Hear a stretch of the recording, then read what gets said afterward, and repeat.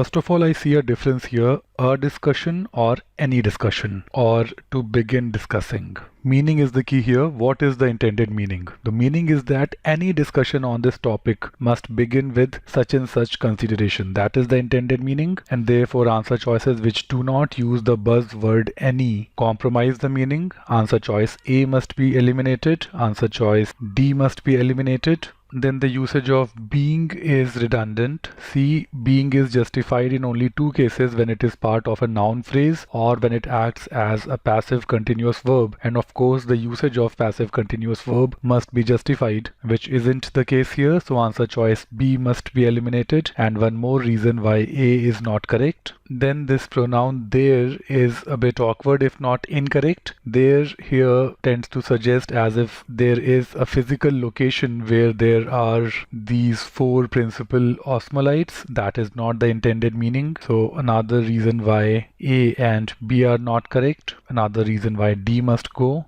And now C can also be eliminated. Then something very subtle: when it is about a method of doing something, then by is a preferred usage. So any discussion must begin by doing something, a method of doing something. So something very subtle.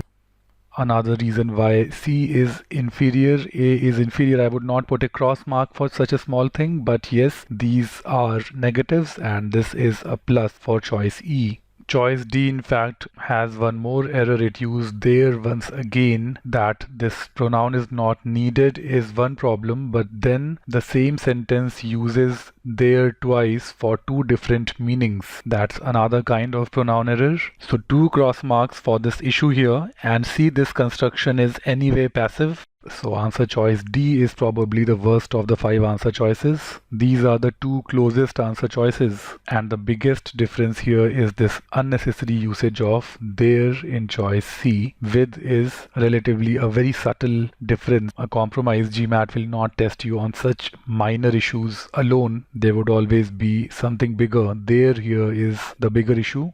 Let's confirm choice E now. Any discussion, so this conveys the intended meaning that any discussion whatsoever of fluid and electrolyte secretion in salivary glands must begin by, as in a methodology, by considering the existence of four principal osmolytes of saliva and their names. Everything makes sense. E is the best answer choice.